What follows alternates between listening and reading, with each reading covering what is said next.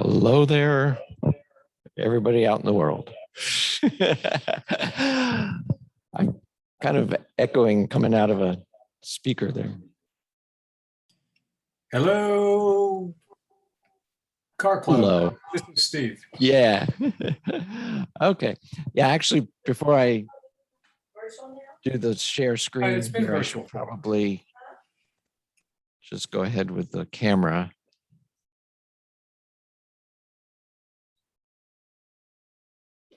Well, we'll just leave it as we're set up. All right. So thanks for joining us, everybody. This is Dave Hansen, and yeah, we'll do things with the camera in a few minutes, but welcome to the November 11th, 2021 version of the Houston Electric Auto Association. We got two great speakers tonight, but before I get to them, I'd like to mention what we got coming up in December. So tradition has it, for folks that aren't familiar with it, that we get together and have a social, invite friends and family. And that way our family members get to see what it is that we're doing in the club and hear about projects that people are working on and things like that. So we'll plan that for the second Thursday in December. And right now I'm thinking Claiborne's will be the place that we meet at, because that way everybody can choose their own food and so forth. And so we'll plan on that. You'll see announcements coming out on the distribution and Facebook and such. So that'll be good to get everybody there. And it's always nice to meet people's significant others and so forth, and get to know more about their families and their interests. And sometimes the family members really get to learn more about EVs that way, because they're not regular participants in the meetings. But of course, people will be bringing their cars, so there's opportunity to see cars in the parking lot. We try to do that at some of these meetings here too, but in the wintertime, it gets kind of dark soon and it's harder to see what people have out in the parking lots. But we always enjoy it when somebody brings a new Mustang Mach-E or something. Of course, we had a couple of those at our ENDU event, National Drive Electric Week in September. So that was really good. But so that's what we got coming up in December. And then in January, maybe we'll do something even further on towing, because we know that towing is a really big topic. And so we want folks to learn about towing today, and then maybe we'll do something in the form of like a panel, because we've got club members that are really very knowledgeable, like Mike Zutek. And I think DK and Paul, you're both going to get questions from Mike and other folks tonight, and that'll be real good. And so we've got, as I mentioned, two speakers tonight. And after our two speakers, if we have anybody who wants to talk about projects, I always love hearing about projects. The history of our club is when folks were creating their own homebrew vehicles, and maybe Bill has got some news on what he's been doing with one of his vehicles, modifying his Leaf or anything. I don't know. But the other thing that I want to mention before we get started with our speakers is that this weekend in Austin is the Electrify Expo. And they've had 3 of them around the country. They've already had the East Coast and the West Coast ones. And so we're the central continent. And that runs Friday, Saturday, Sunday. Friday is just an industry day, so that's a little bit more difficult to get into, more reserved. But Saturday and Sunday are public days, and there's going to be lots of demos and driving opportunities, not only on cars, but on skateboards on up, everything electric. So I think that'll be real exciting, and a few of us are planning on go to that. So we can talk more about it after the meeting for folks that want to go together or something like that. It sounds like it's going to be really exciting. So about 2 years ago, there was an event in Austin, had a different name, but it was really good, where we got a lot of people together at the Circuit of the Americas racetrack. And that's where this event is being held at as well. And so it ought to be really good. So, all right. So that takes care of those kinds of initial announcements. And if there's nothing anybody else wants to bring up, then we'll get right to our speakers. So we are recording, and we will have the presentations by both speakers available on our website. So anybody who knows somebody who's missing tonight, they'll get an opportunity, without the opportunity to ask questions, but the opportunity to watch and see what our speakers have to tell us, because both things are really the crux of what's happening with EVs right now. The fact that they're going to get out there in the rental car fleets, and the facts that more and more people are using EVs in the way they've used gasoline vehicles for a long time, that is towing. And so you have to just learn a few different rules and so forth. I've actually run into folks when I've been traveling with my family towing.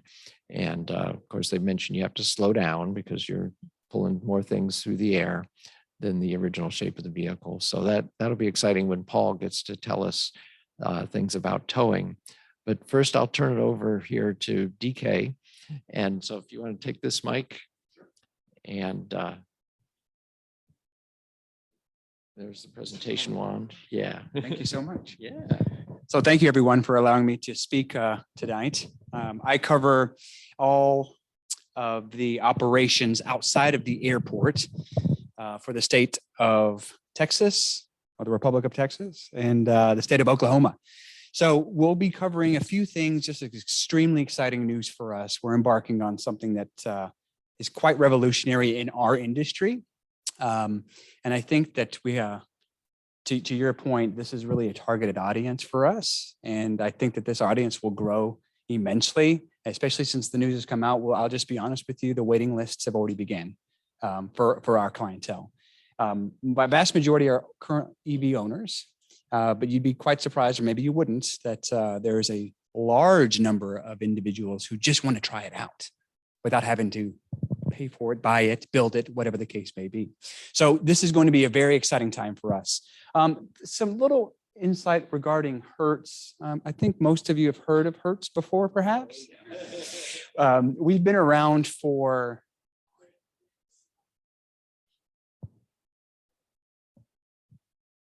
a couple years, 103 in total.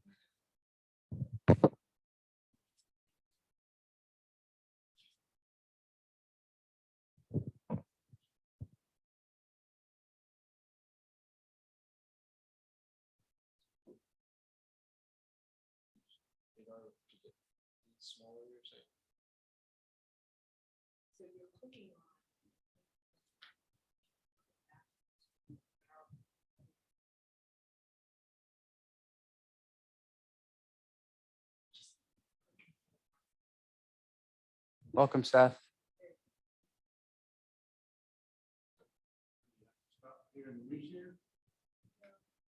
Oh, it works. There we are. Perfect. So just a little bit about our history. We were founded in 1918. Some revolutionary pieces with regards to us is we've always kind of been in line with growing our technology. We were the first to put in-dash navigation. That changed the game for us in 1995. And for many years, we were very much known for that. Oftentimes, most customers, at least in our business world, are very familiar with our gold membership. And what that does is essentially allow the business traveler to have a more streamlined experience when it comes to car rental, especially at the airports. So it alleviates all the lines, et cetera, et cetera. And then, of course, in 2016, we added new fleet to our already robust fleet lines. And that really turned into keep competing with competition. So it was called the ultimate choice. And with that, we were able to have the customer choose their car and leave from that site. There's no rental process involved. And that's still in play now.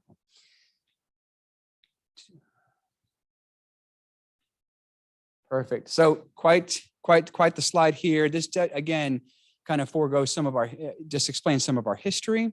One big key takeaways here is obviously we were Ford owned for many years. Some of you may know that, but we were then made public shortly after. But it's like full circle. The old Ford CEO, Mark Fields, is our now current interim CEO. And he is one of the big catalysts for change. We've been talking with him for quite some time. And obviously he's been talking with Elon, and that's how we come to today. So 2021 marks a revolutionary time for Hertz and for the industry. I'm sure you've seen on the news, we invested in the single most largest purchase of any EV fleet in history, 100,000 Teslas to be exact. The initial buy is going to be Model 3s. As I was stating earlier, around Q1, heading into Q2, we'll start seeing the Model Ys drop. Obviously, this is a whole new world for us. And it's not only trying to make sure we create expertise internally, but we have the responsibility of doing so with the general public and our customers. Did y'all consider any other brand of EVs? We did, but they didn't have the capacity like Tesla has. In terms of supplying 100,000 units? Precisely. Yeah, it's a good question. And we did speak with many manufacturers. And as you can imagine, our relationships with the OEMs are very strong. We've been dealing with them directly for years. That's how we purchase our fleet, is through the OEMs. But Tesla, they're the ones who can really, they have the capacity to provide us with the number of cars that we needed and that we're going to need. If you kept up with current times, you know the microchip issues. And fleet has become very much a prize commodity because there is none. OEMs they stopped selling it right now. We've been put on pause, as is all the other rental car companies. So we thought, what better time to embark into the EV world? And that's why we also chose Tesla, because they have the capacity to provide us with the numbers that we're looking for. So from a customer standpoint, the big takeaway here, obviously everyone in this room by and large understands the efficiency, the environmental benefits of EVs. What I really want to focus in on this particular slide are the last two columns here, and that's the expansive charging network and education services. So when it comes to infrastructure, that was one of the biggest reluctancies when it comes to embarking on this EV venture for us, because we couldn't do it without figuring out how are we going to have the infrastructure to charge these units. We've been operating on liquid gold, or otherwise known as fuel, petrol, for so long. This is foreign to us. So how do we charge customers for fuel? What should they go out at? Where are we going to charge them? Obviously, the network of chargers, whether it be Tesla, third party, whatever brand, are quite abundant, and they're growing, especially in some of your dense populated areas. But obviously, that's not going to be enough. So we have really focused in on currently, in Texas alone, 35, and that's going to boost up to about 65 chargers that we're installing at our level 2 chargers that we're installing at our local branches. Level 2. Currently, the Houston market's going to have 15 chargers. We have 15 selected stores for this first round, and they are all over the entire Metroplex. We even have them in League City, Emma, so you'll be happy to hear that. But this one's huge for us. The first round, we're going to be installed at some FBOs, private flight-based operations, because they're easier to navigate through, less jurisdiction and less legal stuff to deal with. But we've already had them installed. They're installed in Houston alone, they're already at 7 locations across the city. The education, service, and support, that's a big one for us too. And this is really for the customer. Renting a car, an EV, a Tesla with Hertz is going to be an experience unlike any other we provided. And what that's going to look like is, oh, I jumped ahead on my apologies. We're going to do welcome kits for customers, both digital and hard copies. When you book a reservation with Hertz for Tesla, especially for the newbies, we're going to have all kinds of information to help the customer understand things like how to charge it. What do you do? How do you start it? How do you open the door? Every single thing has been laymanized so that everyone can understand before they hop into the wheel, behind the wheel of our cars. And this honestly, for me personally, this kind of makes me nervous, just simply because it is such a paradigm shift from what we're used to. And I think you all can appreciate that. I think the first time y'all sat behind that EV, it was quite the experience, right? I mean, it's totally different, totally foreign from the typical ICE units that we carry now. So this is going to be a very robust program with regards to welcome kits. We're going to be providing videos, all kind of literature, and we will also reiterate that information at the counter with our employees. And if you deal with a large organization, I think many of you have come from that. Sometimes developing our employees is like herding cats. So that's our first venture right now, is really focusing in on the counter staff, those who have the customer facing duties, to really get a stronghold on this process. These are the selected markets that we are going to be entering into first. As you can see, there's still some areas that we're not really honing in on right now, but this is based on some market research that we've done. and also EV owners per capita, things of that nature.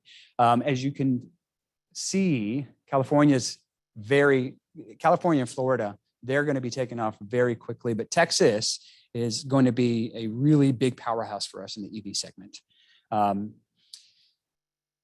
It's going to be exciting. I mean, this is something that is inevitable, but there's going to be times we'll probably fall on our faces here, but it's all going to be part of the experience and refining the processes and moving towards the future.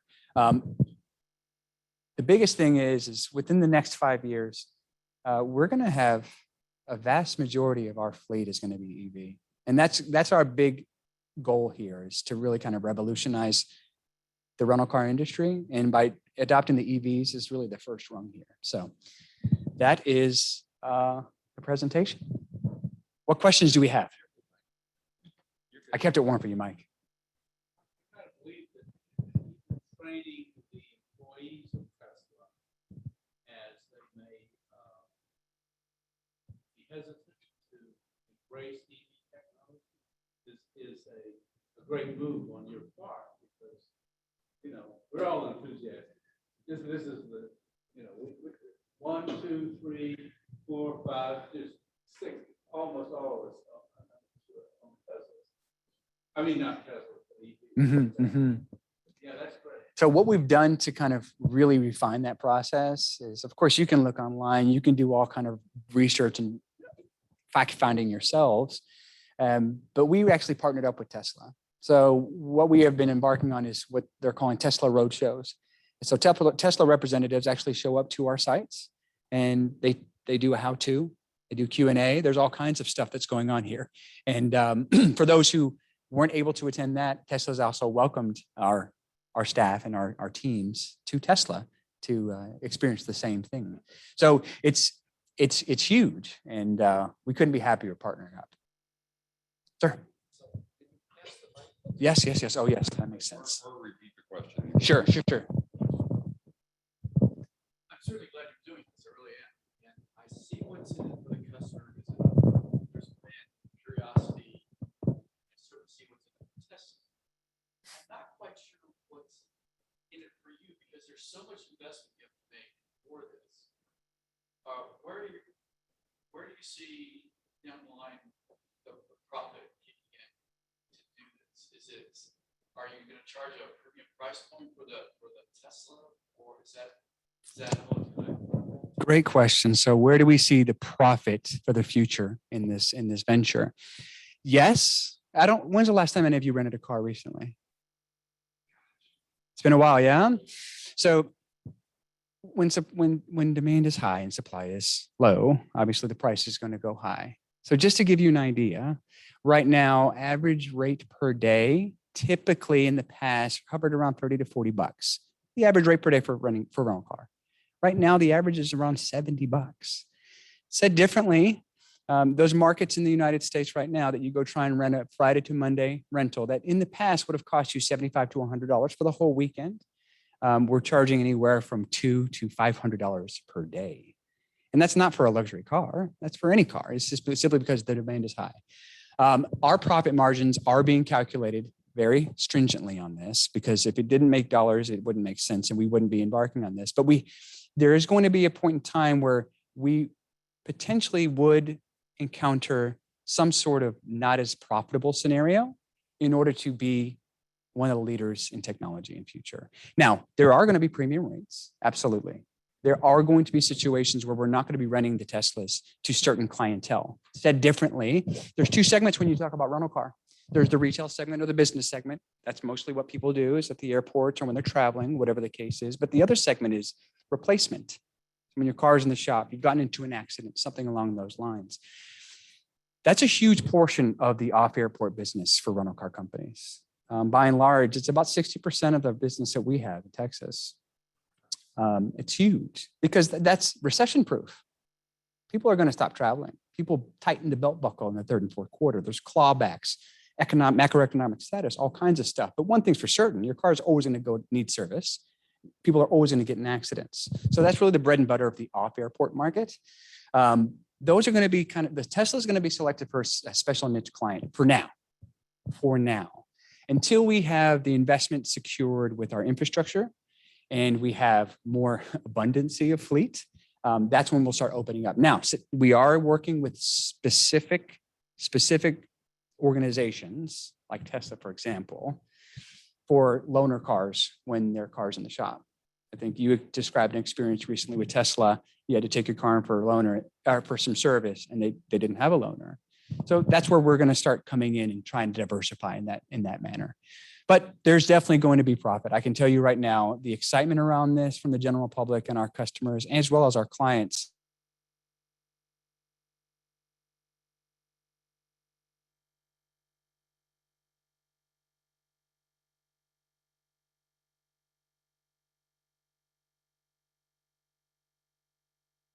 With a train of thought that, oh my goodness, we're going to have to figure out how to get all these cars on the road. I'm total opposite. I think that I can't wait. I mean, I've had my first experience driving quite a little distance in your Tesla. I guarantee you the word of mouth alone, and you guys know this, the word of mouth alone is going to spur some great excitement in the industry. We have a hand raised by Jason. So Jason, you have a question? Yeah, actually, I was curious. A big part of the Tesla experience is the app that they have with it. Are you guys going to build something into like the Hertz app, or give credentials to me when I rent one from you guys, so I can log in and start the AC remotely or see if my supercharging is done, that kind of thing? Yes. So we are just now scraping the surface here. That is absolutely going to be something that we're going to be looking into for sure. The integration is going to be critical, in my opinion, especially for Tesla. But yes, our IT departments are already in conversations to get something like that in play. Absolutely. One question that Robert, our vice president, had, he's unable to be here today. Is it possible, in the way that Tesla and other rental car companies have worked before, after a car has been in your fleet for a while, that you sell it as a used car, that there might be used Teslas available for the public to buy? So I'm not privy to that right now, but I can tell you this: when it comes to rental car, some people call us car sales companies that happen to rent cars. There's great margin in the resale of car remarketing, especially nowadays. I don't think that is far-fetched at all. And unfortunately, those conversations I'm not privy to at this time. I'm sure they're happening, but we're ready to get them on the road renting first. But I'm sure that's going to be further down the line. Good question. Folks are welcome online to enter questions into the chat. So I've got that on the screen here as well. Folks can see it if you want to type in a question. But there was something about the other car companies I wanted to ask you about. Now I can't remember exactly, because you said that you checked with other. So our initial deal with Tesla was they had the capacity to give us a large number of cars, which all rental car companies need. I don't think that we are going to see. I think it's going to be very diversified in the future. As of right now, we're sticking with Tesla. One of the things that our members and folks that we meet when we have something like the NDO, the National Drive Electric Week, is differences between the different EVs. What do you get in an Audi e-tron? What do you get in a Kona EV? Yeah, and we have. I take that back. My apologies. We do have Konas in fleet, but that is only for TNC currently. So that's another Uber deal. So that's how that was our first venture. It wasn't as big, obviously, and it wasn't to that magnitude that we have with Tesla. So it wasn't as sensationalized as the Tesla deal. But yes, Kona's was our first venture into that, and that was specifically for the TNC. And we partner up with Uber and Lyft. Uber is our main partner. So that's something that they want to do as well. They have a big effort for the carbon footprint reduction and really trying to change the game on their side of the business. So being that we're a partner of them, which everyone always asked us that, like, oh my goodness, when Uber started getting big, they were like, oh, the rental car companies are going to take a huge hit. Well, yeah, I'm sure that's probably true, especially in some specified markets, but that's why we ended up courting and now we're partners. So Kona's was the first, Tesla's the second, but as far as that's concerned, I haven't heard much else, any brands as of this time. Turnover, 100,000 vehicles. I assume you're buying those this year, or is that correct? Is that a small percentage of the turnover, for example? So the turnover doesn't happen until the rental turnover on our fleet for remarketing or reselling doesn't happen until it reaches a pinnacle point. And that's going to be set by our fleet department. When it comes to like an IC, like a regular car, right, internal combustion engine, they range, typically used to be a mileage cap. It still is a mileage cap, but obviously that mileage cap has increased significantly because there's no other cars. So we can't sell them as fast as we used to. That we're keeping them longer. We all are, all organizations are. But I don't know what's going to be that distinguishing factor for when we turn them back. But that'll be an exciting time. Hopefully I can get one for a discount. So with regards to charging the Teslas, of course, most people know that the Tesla charging connector is unique. It's different than what all the other brands use. Will you have adapters available to be able to charge at non-superchargers? And great question. And yes, that's something that's going to be involved in our welcome kit that will describe that, but all the cars will come equipped with that adapter. Well, as far as I know, that's what we were talking. Yes, that's correct. So the DC fast charging, I'm sure that's going to be something that's going to be a necessity, to be quite honest with you, Dave. So I'm sure that's going to be an investment they're going to be willing to indulge in, but the level 2s are going to come included. because the reason I bring it up, and different folks watch different amount of news, I happen to have seen that they've now brought to South Korea the fast charging adapters between the combined charging system, the CCS, and the Tesla unique adapters, but they haven't brought them to North America. So that's why I was kind of, I don't know, production capacity or something, I don't know. But everyone, or a lot of folks in North America are anxious to get those because there is already a CHAdeMO adapter. So stations that are non-superchargers, non-Tesla, that have CHAdeMO, someone owning a Tesla who is traveling, and that's what they're close to, they can use the CHAdeMO adapter, but CCS is not available in North America yet. So I was just kind of wondering whether you had heard. Nope, haven't. That's why I was kind of thinking, if you guys are buying 100,000, maybe you'd have the inside. Something that we're going to have to definitely do. Yeah. My apologies, I'm a bit of a novice when it comes to this stuff, but the level 2 adapter, that does come included, but that comes included with Tesla. When you buy the car, Right, it's it a comes, it's a 4-inch standard adapter. feature, right? Yes. Um, The CHAdeMO and what was shown in a picture for South Korea, they're much longer. They're like a 3-foot long. Oh, adapter. wow. Well, it's Makes sense, because though, because you're- trying to get into the car and you've got the length of the cable. the Right. charging station And so to much more deal power with. too, right? Right, and So, you're dealing with a lot more power, so it's a thicker cable. Whereas the little 4-inch level 2 adapter, that comes with each car. So when somebody's renting, I would imagine it comes in that kit. yes, it does. Yes. And to your point, though, I think this is going to have to be a necessity. I mean, honestly, especially whenever you have people are going to want to drive long distances, and what better way to put them at ease than having the capability to charge wherever So, they want. maybe in Hawaii, they may not drive long distance. Right. Anybody who drives, like if they go into Nevada or something and they want to go. Well, hell, from here to El Paso, I mean, Yeah, all those yeah. states can fit in Texas. But that being said, yes, I think it's going to be a necessity.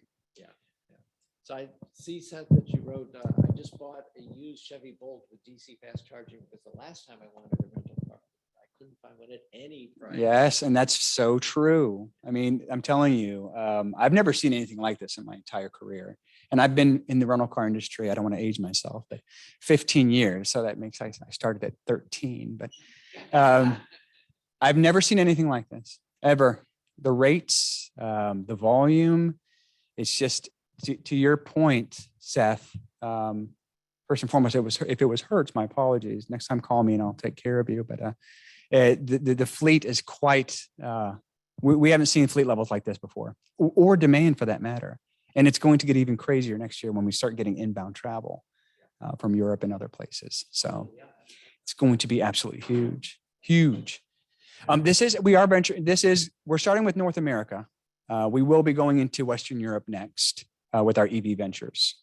So the UK, Spain, Italy, Germany, and France. Uber pricing was like $300 a year. It was weird that they reported that. That seemed like kind of internal negotiation there. For Uber drivers, we're going to get a price of $300 a week. Did you hear this? No. Okay. That's interesting. It was on the internet. So yeah. For us, and my apologies, I'm not really too savvy on the TNC segment of our business. I solely focus on the what we call the Hertz local edition. So everything outside the airport that's renting, not the TNC ride sharing stuff. But that's interesting. I'd like to look into that because that seems a bit low. It may potential that could be the case, and I don't know what they've worked out with Uber. But as you can imagine, the volume it could be a volume play as well because the volume is crazy. You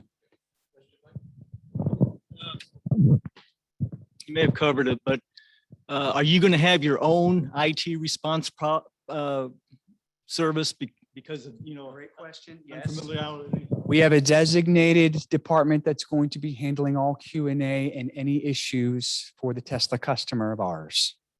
These are going to be subject matter experts.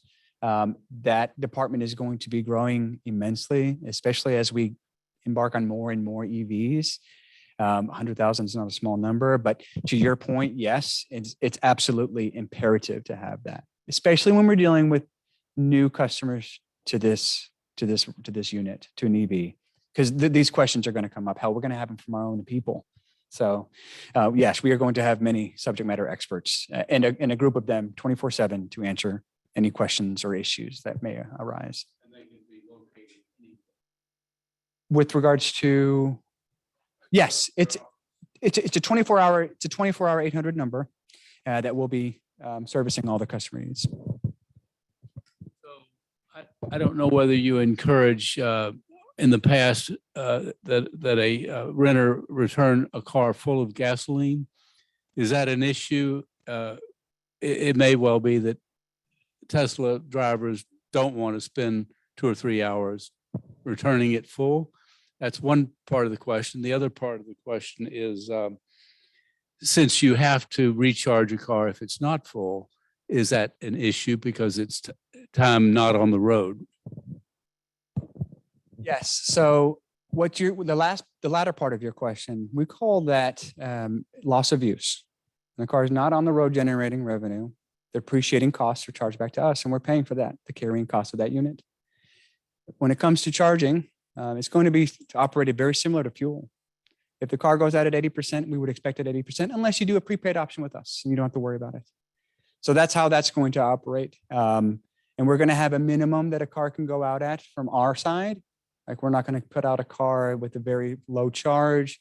It's just bad service. And it's just, especially for the new EV customer, we wouldn't want to stress them out like that. But to your point, we are going to have an ancillary charge for charging, whether you want to do it yourself or let us handle it for you. Good question. That gets back to infrastructure again, because again, the gas stations around the rental places are busy. So are you going to have extra charging around the Hertz areas? And I think you walked in a little bit late, Mike. So what we have is, we're going to have in Texas alone, we're ranging anywhere. The number keeps changing. We're trying to add more and more as we can. But so I'll just keep it Houston. We have 15 locations with 2 chargers per location currently, and we're moving to get more. There's a lot of landlord discussions that have to take place on that, because it's a big decision, and we have to make sure that they're aligned before we start doing that type of work. But we are making sure that our network is going to have charging options for the customer. Sorry, Doc Pepper, I really doesn't click in, but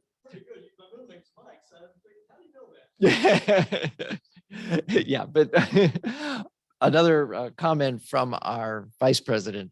He's saying what does Hertz think about selling when the cars get older to cab companies, taxi? That's a good question too.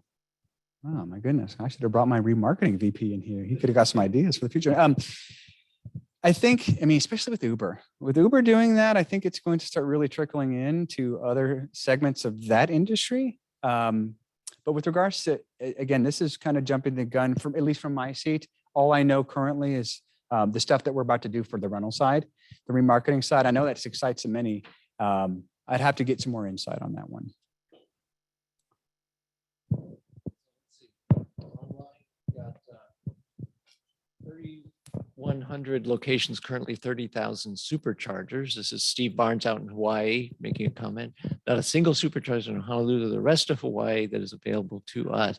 But I did see a chart that showed that there's supposed to be one coming in Honolulu. I'm not sure what the schedule on that is, Steve. But so any That's a crazy comments, DK? statistic. So Hawaii is currently handled out of our North Pac region.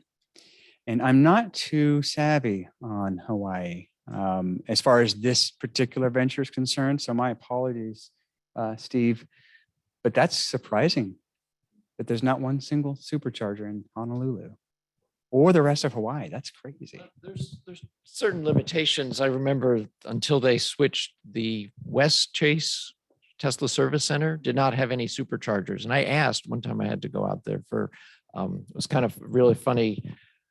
They had a recall. And what they did was they came out and they tugged on the seatbelt and they go, yep, it was bolted incorrectly. And that was the recall. So I had to go to the service center, drive all the way from the Clear Lake area to the west side of Houston for that. But what I'm getting at is I asked them, you know, it's a service center. Why don't you have superchargers here? And he said the power wasn't available at that location. They had needed a service center in that part of town. So they put it in, but they got a building that they could rent at the time and they figured they'd switch out, which they actually have done now. So they replaced that location with a nearby location that does have the power. But Northside has superchargers out front. Yes, yes, they do. So that can be a constraint. You need to get a location with the power. And in fact, that was one of the comments when we had the folks here from Metro about the buses. Because if you want to go and switch your bus fleet over from diesel to electric, that means that at all your bus depots where most of your buses sit overnight because you don't drive them 24/7, that you need to have the power available to recharge those buses overnight. And that's going to be a big draw when you have, I don't know how many buses go to a depot, 20, 50, whatever. Can you imagine 50 buses all drawing at the rate of a supercharger or a DC fast charger, you know, 250 kilowatts times 50 buses or something? So you got to have a really strong, I mean, the power is going to have to be immense. So yeah, I mean, we haven't even thought about that for at least our off airport locations. I mean, goodness gracious, by and large, we have some standalones, but you have a lot of strip centers. We're in hotels. Some of the hotels have some, they're not, yeah. So we're in a bunch, yeah, we have a bunch of our hotels, like the Westin Galleria is going to be installing chargers. We're in-house there. The Gaylord in Dallas, they have chargers. But to your point, I mean, the supercharger, that's a whole nother conversation. because the way folks use it, if you know you've got some hours like vehicle parked overnight, level 2 is perfect. Right. But somebody, if they stop into someplace for lunch and they, you know, intend to drive for, you know, 250 miles after lunch, they really want to stop at a supercharger. So if they can't do it where they've stopped to eat, then they'll actually seek out a Tesla supercharger on the screen in the car. I mean, it'll tell you, and it'll even tell you how many are available of the you know, stalls that are built at a given location. So, but that's part of the education of the drivers then, is that it's a bit different than stopping at gas stations because they're fewer and farther between. But yeah, you either need to charge at your level 2 or you charge at a supercharger. Yeah. Hopefully we'll start seeing more of those come in abundance though. They would have a huge increase, like a tripling. It makes sense. Supercharger network. Yeah. Well, I mean, it's just, I don't watch that much television, but it seems like every other commercial I have seen, whether it's streaming or whatever, is a new OEM with their new EV product. I mean, it's every single day. So I think that, to your point, you're going to start seeing a lot more of that. It's going to be a necessity. So, I mean, Emma, you drove yours from Utah, right? So I couldn't imagine. Steve just made an additional comment about no movement on the permit for that supercharger in Honolulu in 6 months. Wow. So, yeah. Crazy. What other questions?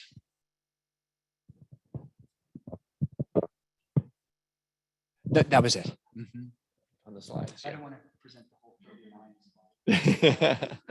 A lot of it's how-tos and stuff about just the functionality of the Tesla, which would be just a regurgitation. Would really just be quite monotonous to you guys, I'm sure.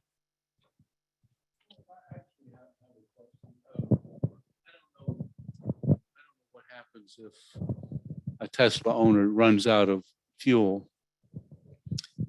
But it might happen more often with rental Teslas. That's right. For, yeah. Well, a couple of different things. The standard is in every urban area, there are flatbed tow trucks. And they could pick up the vehicle and bring it over to where a supercharger is. I have seen a couple of articles that there are vehicles that can provide almost the equivalent of supercharger. They're usually burning diesel or doing something else. They don't have that much in the way of battery capacity, such that that would be really expensive emergency vehicle to drive around. But to provide some power, basically like a generator. I don't know if every city has those. Maybe they'll get to be more common as there's more EVs on the road, but the default as of right now would be a flatbed tow truck. I deleted the picture, but I saw that this week. A flatbed pulled up to supercharger, pulled it back. Well, he pulled it back and left it on the flatbed until it had enough charge to drive off on its own, and then left it. Then he drove off and left it there. So that's the service of I thought it was a joke. A tow truck. I thought it was a meme or something. I couldn't believe it. But to your point, it's not if, it's when. And ERS, those are the 3 letters that we're going to be discussing. It's the emergency roadside service will be very busy, especially initially, because it's inevitable. It's going to happen. One of the big other concerns that we have is what happens when they get into an accident? I mean, it's not like they can take it in immediately to any body shop and get it fixed. Right? There's waiting lists currently. Service too, I believe, right?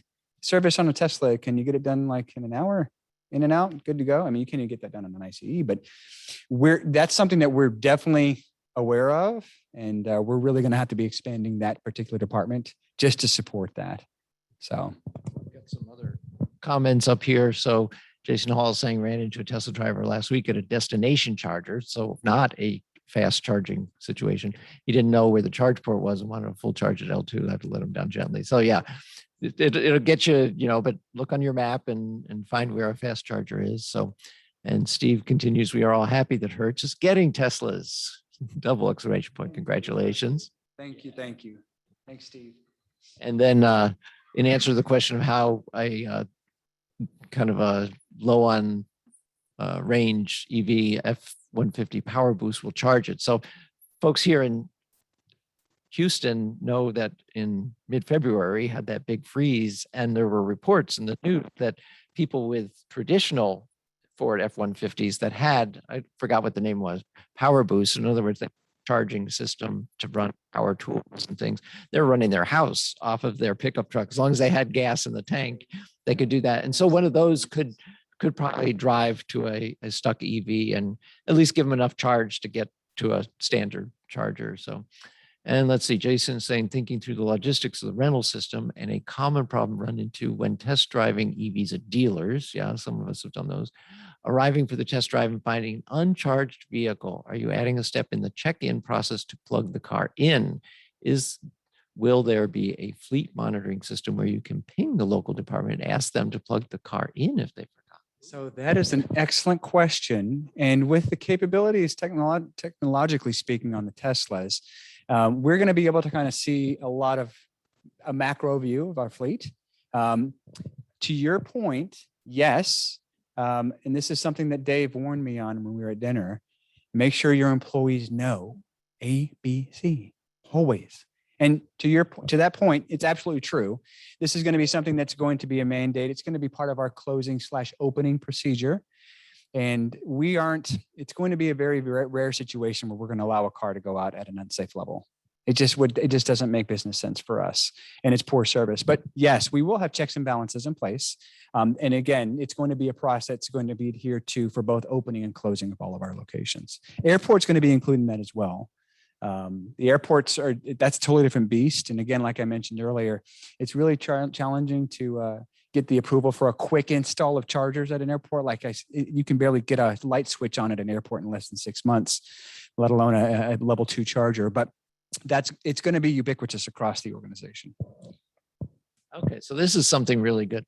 Will the company discuss the limitations of Autopilot with customers? So will you pay the $10,000 per vehicle to get the full self-driving? So as of this time, that is not a conversation. I think that there's indemnity we have to think about. There's all kinds of legal stuff. And, I experienced a little bit of it in your car, and then there's still a lot in beta, right? But I don't think that's going to be something that we're going to be really advertising initially. Probably one of the things that, a lot of folks differentiate between Tesla and say a Chevy Bolt or something is just, and there are different car companies. I've heard that GM, so the maker of the Bolt, is going to be putting in, I think they call it Super Cruise, what they've been putting in their Cadillacs, they're going to start putting in their EVs. And it's in the direction of what Tesla has right now. Yeah, so it'll do steering, it'll keep you in your lane and things like that. I don't know if it'll recognize traffic lights, which for right now, it's only the beta vehicles for the Tesla full self-driving that can recognize traffic lights and continue through. Up until now, they've stopped at even green traffic lights. So that's kind of the different levels here. They use the terminology Autopilot in the chat here, but then of course the next level is full self-driving, which is, as I said, just in beta. I'm sure that to clarify and really answer your question a little bit more clear, Jason, is yes, we will be discussing the limitations. Again, we want to make sure that the experience is a safe one. And unless you're, again, a lot of our customers will be novice. We will have some savvy customers as well. Don't get me wrong, but it's going to be a learning experience for everybody, customers and employees included. I didn't even know the full capabilities of I still don't, to be quite honest. But that being said, the limitations will be discussed. Yeah. And yeah, there earlier mentioned there from Jason Rapp about EVs at car dealers. Inevitably, our members, when they've gone to a car dealer, know more than the salespeople do. and so that's why I'm really glad to hear the emphasis that you're going to train your employees so that, yeah, they are going to be the experts. Listen, if I didn't before, Dave, after dinner, I absolutely am. And again, this is something that these are all great gems of information that we're going to take back because we can read all we want to, but when it comes to real life experience and ownership, like what you all have, you all are the experts. So there's so much to learn as far as that's concerned, but the bare minimums, the charging piece is going to be imperative. A lot of times what I tell people when talking to folks that aren't familiar with EVs is that your local driving is easier. Your long distance driving requires a bit more planning than a gasoline car, because we know at every exit on the freeway, there's a gas station, whereas you have to actually look at the map of the screen, whether it's a better route planner or something else, and actually go purposely to that particular exit to then get your fast charge to continue on the long distance. Whereas in actuality for the local driving, no stopping at gas stations, especially in bad weather. We had rain go through Houston today and or cold winter type weather. You just get to where you're going, whether it's rented through Hertz or personally owned EV, and you just charge. Usually people are sleeping overnight. You just charge overnight and of course you're full the next day. So that's the thing, is that your employees can really tell the customers, yeah, for local driving, you're in much better shape than with a gasoline car. To your point, it's probably going to create the necessity for strategic travel. I guess that's something that because you're going to have to do the research and set aside the time to do it, right? Your trips are going to be a little bit of a different experience than what they are today. Yeah. Oh, and I really like this, what Steve added on. You can depend on us, we'll be available to assist your employees. So Right. Members at all different clubs, no matter what state I they're in. love that. Steve is now that's philanthropic. That's for no fee, right, Steve? Well, you may have heard, I mean, because it's Tesla particular vehicles that Hertz is getting 100,000 of. When there was a shortage of Tesla employees, that there were volunteer Tesla employees to help deliver cars to new buyers. And it was all gratis. Yeah. Well, some of you might be wearing this shirt next time I see you. Provided any incentives with corporations to have chargers in their parking lots. Currently, I am not aware of any. I just think we came up with another great idea, though. I'll be quite honest. I'll have to get your name after this meeting. But no, that I'm not privy to any conversation that's taken place for that at this time. But it seems very prudent to do so. So, a couple more things up here. So, Jason Raps, that brings to mind another question. When I rent a car on Hertz's website, you recommend hotels I could book. Will you recommend hotels that have chargers? Great idea, Jason. And if we don't, we will. I'll be taking that one back for sure. That's a great recommendation, actually. I was a novice at public charging a week ago, used my first public charger on Saturday, got home yesterday after nearly 2,000 miles and 18 charges. A better route, planner, and plug share are essential. So you're familiar with both of those apps? My apologies, no. Okay, well, those are both ones that you want to learn about. These are the apps that showcase where, Where you charge. yes, okay.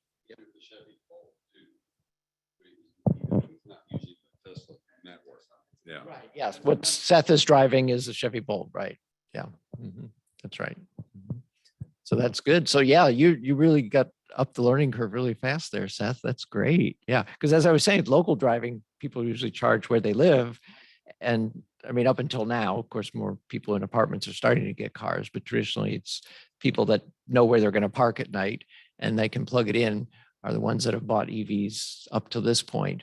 And so, yeah, there's a lot of people, they've been driving EVs for a long time and maybe never went to a public charger because they just charged at home all the time. And then lo and behold, yeah, you want to make a 2,000 mile trip and yep, you're going to be using other people's chargers 18 times. Interesting. The thing, Plug share is where us Colt members even put our home chargers on for other use. Oh, yeah, there's that Yeah, too. plug share is where us Colt members can put our home chargers on, and it comes up on the map, and then we'll let other people come up and charge there. We are Colt, so you know, I just The community is that generous, yes.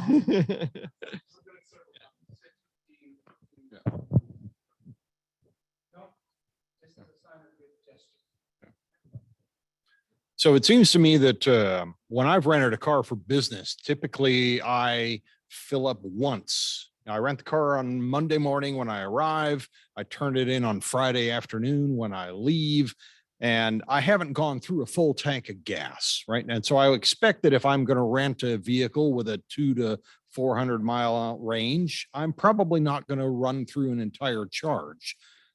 Is it your intent, or have you considered, or does it make sense to just charge the vehicles over the weekend so that they're ready for Monday morning business use? That's a very good question. Right now, we're working on refining that process. Since they're not, quote, being rented operations yet, it's only TNC currently. Those questions will be answered. We're still working through the final kinks on that. That should be rolled out, but it's all going to be transparent to the customer. I like that idea actually a lot. I think it's clean. I think it's pretty streamlined. But by and large, I don't know the particulars yet. But that makes a lot of sense. I want to take that note too. There's two notes I want to take. You're able to get this recording.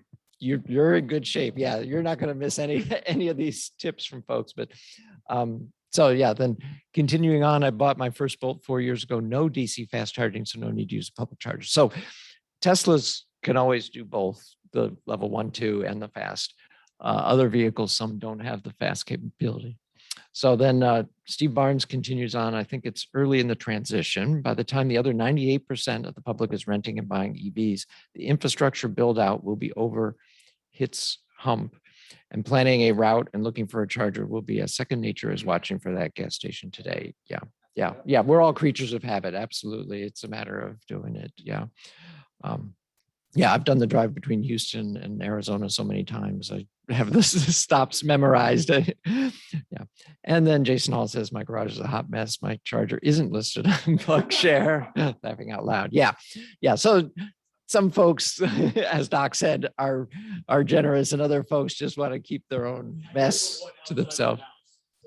Ah, that's good. I one outside of the house. I like that. I like that. Percentage. I wonder what percentage when you pull up the app are actually personal chargers. That'd be interesting to know. That's yeah. There you go. There you go. And if it's yeah, there you go. It's a good takeaway. It designates which type of which. Oh, it does. Yeah, so you can tell what's a home charger that somebody's made available versus what's a. How cool. That is awesome. That's awesome. Emma. So DK, you mentioned that Hertz will start making these available to rent fourth quarter of this year, but starting in California and Florida. Oh, okay. They're going to be available for rent division-wide, continental United States by year's end, fourth quarter. Just the initials T and C, they get the first round. And then you said that then Tesla's service centers will be using Hertz for rent. When will that happen? I guess is when is that going to actually? That's a whole nother conversation. That's going to take some negotiations at a higher level with our sales department, finance, and of course, Tesla. That's just something that we envision though. There are some other insurance companies, because we direct bill a lot of insurance partners when someone gets into an accident. There's a lot of insurance companies that have raised their hands because of the abundance of EV owners nowadays that's ever growing. When they get into an accident, they don't want an ICE car. They want an EV. They have an EV for a reason. So when their car's in the shop, they want an EV replacement vehicle. So those conversations are taking place as well. Initially, we did not think we were going to use it for replacement at all, simply because, like you mentioned earlier, the margins on these cars. But at the end of the day, they're not going to be the same price. They will be a higher premium price, but we are the replacement solution for the EV customer. Okay. Yeah. Well, first off, has Google or any of the map producers offered the idea of putting a little insignia on a place where the chargers are? Somebody, let's hold the first question first. So anybody know any particulars? I believe that Google has actually started showing where chargers are, but I haven't actually tried it out yet. So I think they have. Okay. And also on the same token, people who have a charger, a restaurant or whatever, in Houston, I don't know how many long time Houstons have a bar, used to have a dance hall in Houston that said air conditioned, you know. Can you imagine? But I mean, it could say, you know, could these license these different places to have the notation that they have a charger? Have y'all worked that out? So I don't know particulars on that, to be honest. I can only imagine though, as we veer further into this venture, not just Hertz, but just society, we'll start seeing a lot more of that. But as far as Hertz is concerned, we haven't had any information regarding that. So it is showing up at places. How much it's advertised may be kind of questionable. If you drive on I-45 South and go through League City, there's a Cracker Barrel that for a couple of years now has had fast charging available. I believe both the CCS and the Chatamo. And so that, yeah, people can go there, eat and charge, and then continue on down to Galveston. It's easy to find on a GPS Well, application? definitely on PlugShare. On PlugShare. Okay, Yeah, gotcha. definitely on PlugShare. So, all right. So, let's see. Yeah, Electrify America. That's why I wanted to bring up. If you're not familiar with Electrify America, DK, you need to check. That's the biggest non-Tesla network out there is Electrify America. Yeah. So, okay, let's see. And other folks are saying, I tried to run for my brother's wedding in California in early December and it wasn't available yet.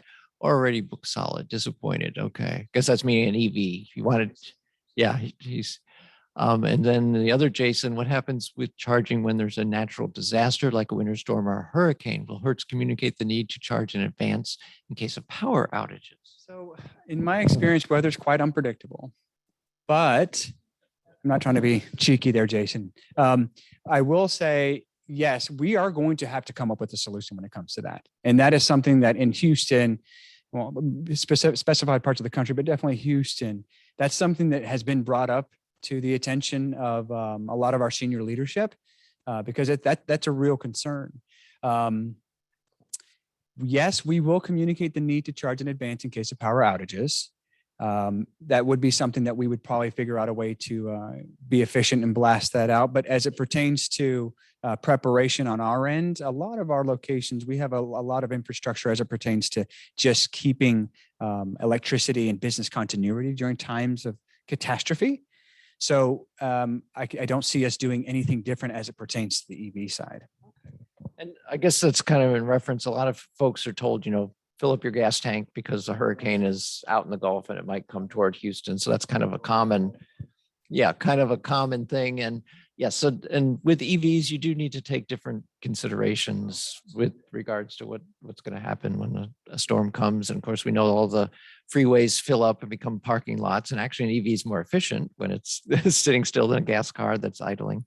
And then, of course, there's also often the case that a gas station with no electricity is as good as not there because you can't pump a single gallon without electricity at a gas station. Yeah. So, well, this has been great. We're going to switch now over to our second speaker. And thank you, everyone. Yep. And of course, you're welcome to come to all of our future meetings, social and everything else. I mean, we'd love to just see you out here because, yeah, we all know this is a journey we're getting going with EVs. And well, I can't thank you all enough for allowing me to speak and getting to know some of you. Any other questions that arise, Emma is my neighbor. But I'd be delighted to answer or assist in any way I can. And we look forward to hopefully seeing you at one of our stores. Yeah, definitely. Yep. Yeah. That's yeah. So as you mentioned, yeah, it's often frustrating for an EV driver to have to rent a gasoline car. It's like they're going back. So yeah, that we've seen that a lot. So, all right. So our second speaker tonight is Paul, and Paul is remote. So Paul is a 25-year veteran of the IT industry and an environmental enthusiast who has found EVs to be the perfect marriage of tech and eco-mindedness. He's a vegan of 4 years, and he has traveled throughout North America with his wife and 2 dogs, working and living on the road for months at a time, 100% electric and towing. So let me call up we can do it one of 2 ways, Paul. Either you can share your screen and you can control the slides, or I can do it from here. Yeah, I'm happy to share my screen. That would be just fine. Okay, why don't you go ahead and do that? Okay. All right, let's see. Should be enabled already.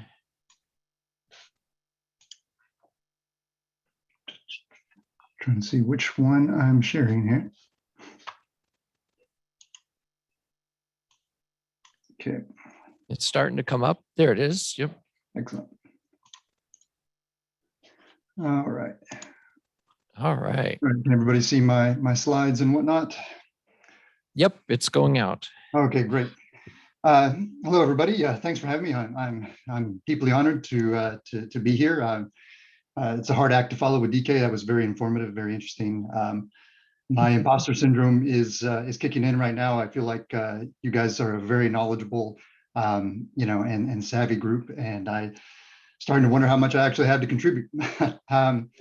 However, my wife and I, as Dave alluded to, we've put quite a few miles on the road in this setup that we have, roughly about 20,000 miles.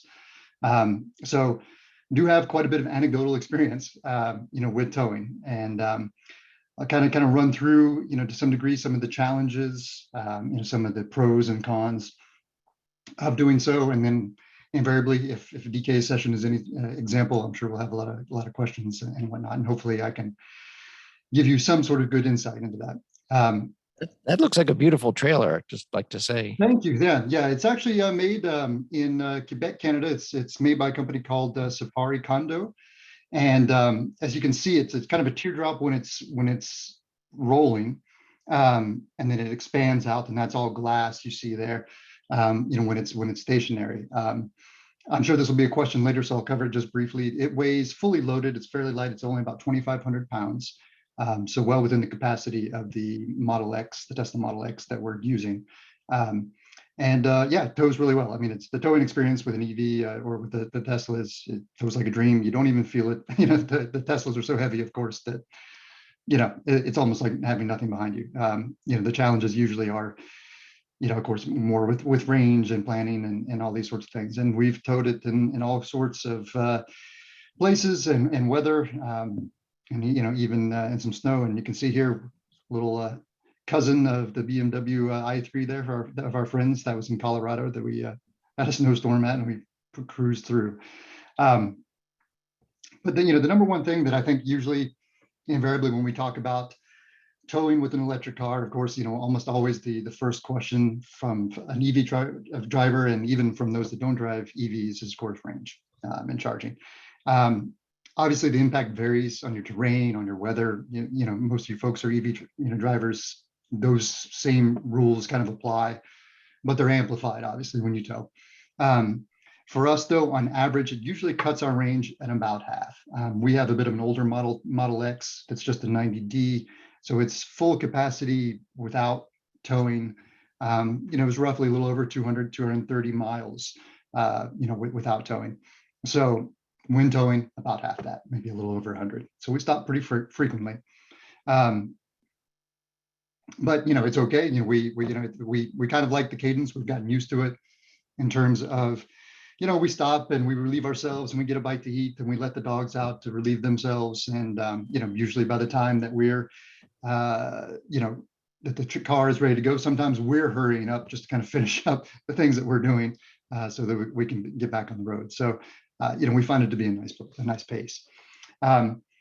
One key thing, though, that with charging is that oftentimes because of that limited range, since we're only going maybe a little over 100 miles, sometimes the supercharger is not a viable option. The next supercharger is much farther than that. So we have to really lean on, these adapters. I know that a little bit of this was talked about with Hertz and whatnot as well. Obviously, we have the CHAdeMO adapter, and that works great. We also have, and this is not the Tesla one, but this is a CCS adapter that's made in China by a company called CTEC, if memory serves, that we purchased. It's like $400. It works okay. It's a little unpredictable. It's a little finicky, but it does allow us to hit places that don't have CHAdeMO chargers, but do have CCS. So it kind of broadens our options for charging. And even at a place like all the Electrify America chargers, for example, that have both CHAdeMO and CCS, we're able to charge with the CCS charger at more around maybe 75 kW as opposed to kind of the 40, 50 kW that the CHAdeMO seems to be usually capped at. So we can get a little bit of a faster charging rate at it as well. So we carry both of those just to kind of maximize our options, and that helps out a lot. Obviously, it goes without saying, planning. That's true in general for EV travel, long distance, but it's absolutely critical, when it comes to towing.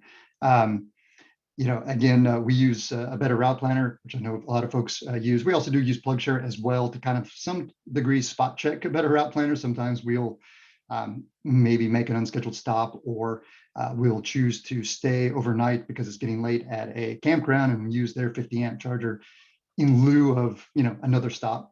So we make some adjustments there.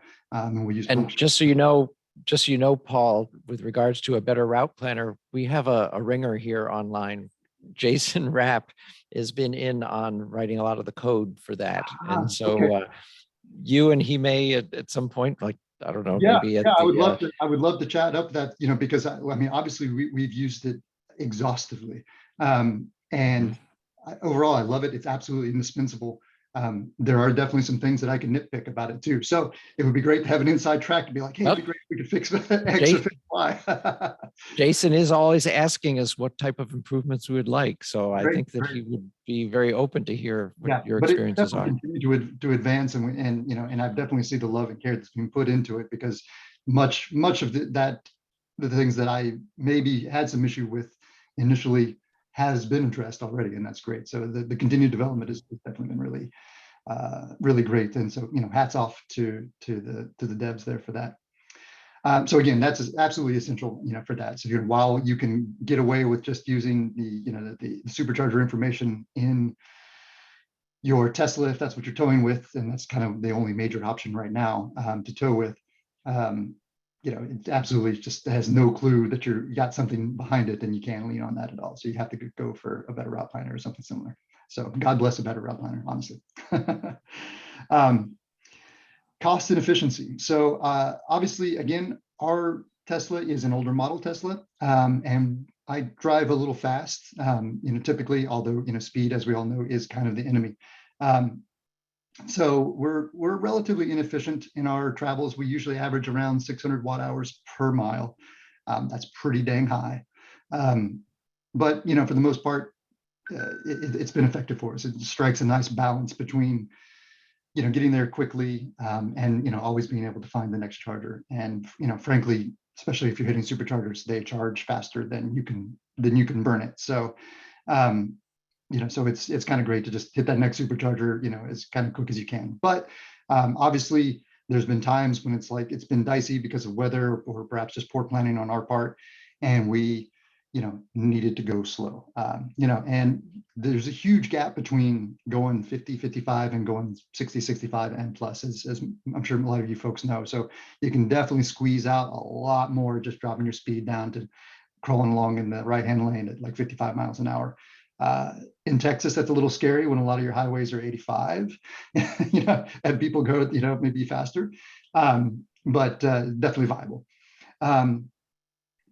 Obviously, cost-wise, it's difficult to quantify. You know, our experience is going to be very different than everybody else's, and it varies by what country you're in, what state you're in, the networks you're using. Superchargers invariably are much more cost-effective than your other networks. Looking at Electrify America, they're rather high relative to Tesla's. So, you know, invariably, we usually try to steer clear of those if we can, but it's not always an option. But no matter what, on average, and there was a recent study done, and I should have cited it, but I didn't, so apologies for that. But that did dig into, you know, basically across the US at least, average cost of EV operation versus gas operation, and it's roughly about a quarter of the cost. And we find that rings true even while towing. Obviously, your efficiency when towing with an ICE powered vehicle is diminished as well. We just tend to not notice it quite as much because gas is, you know, is a pretty powerful. You get a lot of bang for your buck from the energy there. Gas stations are numerous, so we're not paying a lot of attention to those numbers quite as much, but you do take a hit. Our towing efficiency when we're towing is roughly about 50 miles per gallon equivalent, and so we find that to be great. So overall, we feel that we're saving money, you know, in addition to obviously being great for the planet, by going all around everywhere, doing it electric, fully electric, you know, versus if we had, you know, bought a tow vehicle that was gas powered. Limitations. Again, we've touched on this, you know, and we've hinted at it, but time is probably the biggest one. The trip can take substantially longer. And so just by way of example, we live here in just outside of San Antonio currently. And these are just kind of rough directions from our house to Zion National Park in Utah, one of our favorite places. To go, you know, with a traditional gas-powered car, you're looking at, you know, an estimated route of 18 hours. Obviously, tack on a few hours for, you know, for gas, perhaps an overnight for sleeping. So, you know, a good, comfortable 2 days, no problem. To do the same trip, you know, in the second little image there, with just our Tesla, not towing anything, that quotes us more like 26, 27 hours. Again, factor in some time for sleeping, so on and so forth. Let's make that a good solid 3 days, not too bad. But to do it while towing, we jumps all the way up to like 48 hours, 39 minutes, and that might even be a little bit optimistic. So you end up you're talking about basically a good solid 5 days to a week of travel, just because you have to charge much more frequently. Caveat to that, however, is that again, we do have an older model. We can only charge at max, about a 120. So if you have a newer Model Y or a newer Model X, a newer tow vehicle, you have two benefits there. One, you'll be able to charge much more quickly than we will. And two, you can go for longer. So, our range being maybe only about 100 miles or so. If you have a newer one, your range may be more like 150 or 200 while towing. So you'll need to make fewer stops. And those stops will be, shorter and more efficient. So, but for us, it takes quite a while. Fortunately, we can work from the road. And so we just make it the journey, not the destination. We just kind of take our time with it. Other limitations, of course, is that you must go where the electricity is. Kind of goes without saying, and I think I'm probably just preaching to the choir about that, but it does mean some deviation, from your route that you might normally take, especially if you were accustomed to driving, a gas-powered vehicle for these types of things. So there probably are some instances in remote areas, maybe even around national parks and so on and so forth, where you'll need to deviate from your route or do some clever planning to be able to get there. I imagine this will get better over time, of course, as infrastructure continues to roll out. Obviously, you have Rivian rolling out, their chargers, in a lot of national parks and so on and so forth. So that might help, but it's definitely a factor that, you don't have that full autonomy of going where the electricity is or isn't. And of course, depending on the EV that you're towing with, you may be able to only tow small trailers. This is true for traditional vehicles as well. But it's especially true for us, especially just because the options are fairly limited. I know we've got the Ford 150 coming out. We have Rivian coming out. We have some other trucks out on the market. We had the Model Y, the Model X. Those are really, the only ones that are really viable and available that can tow, at least to my knowledge. And with the Model Y, for example, I believe their towing capacity is 3,000 pounds. So the trailer that we're using, no problem. But if you want to tow a larger Airstream, something like that, well, that's going to push you back towards maybe a Model X, or maybe even waiting for, again, the F-150 Lightning or the Rivian. So another consideration and limitation there, of course.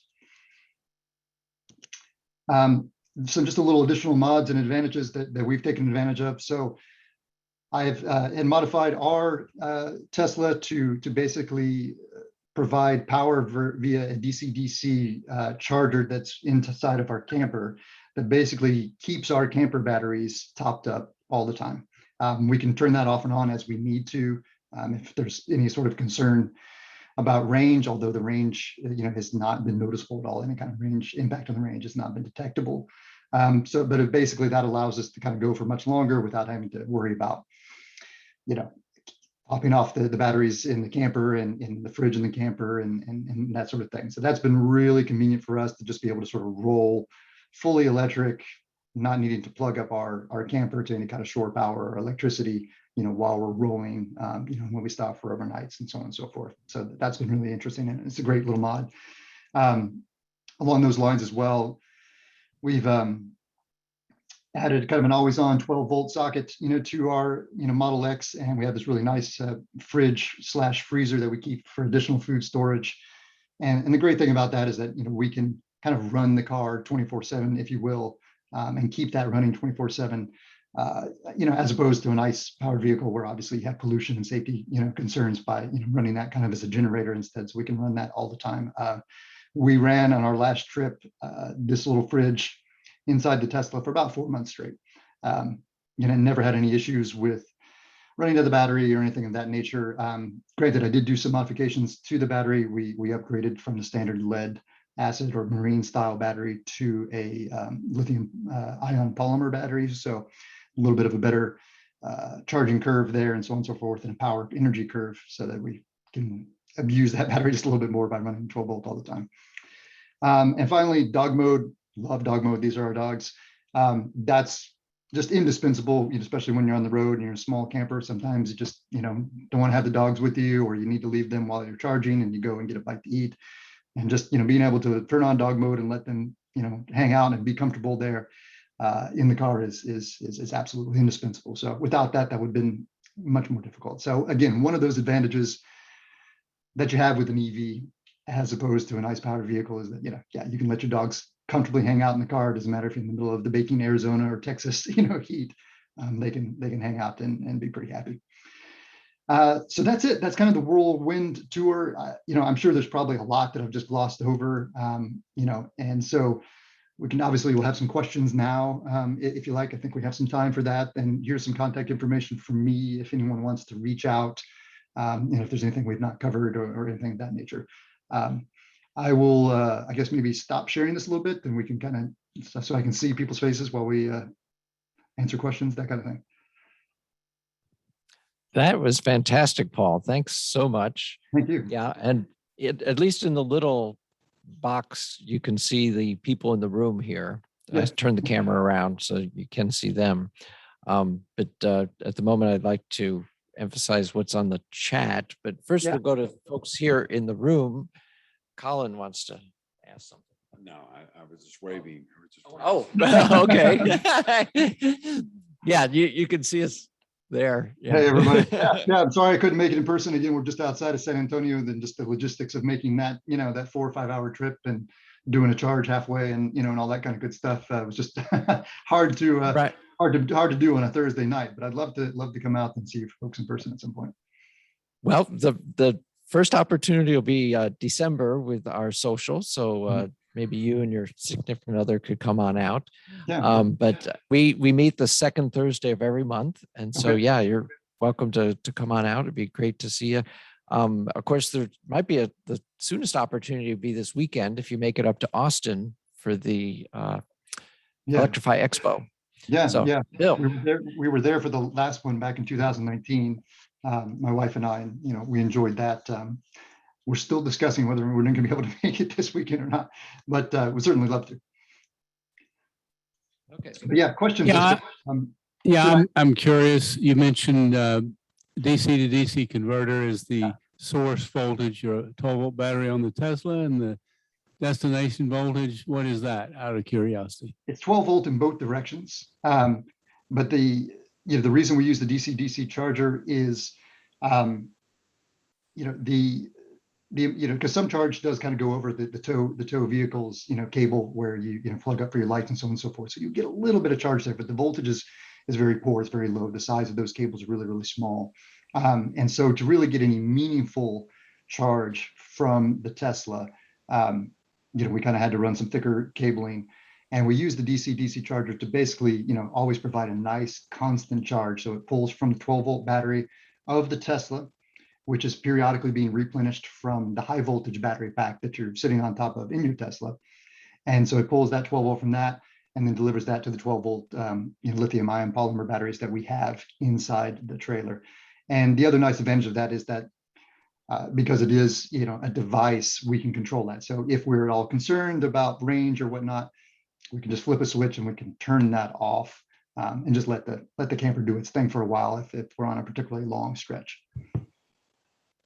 Another question, the manufacturers of these campers, if they're smart and see all the EVs coming, they'll make a trailer that's a whole lot more aerodynamic.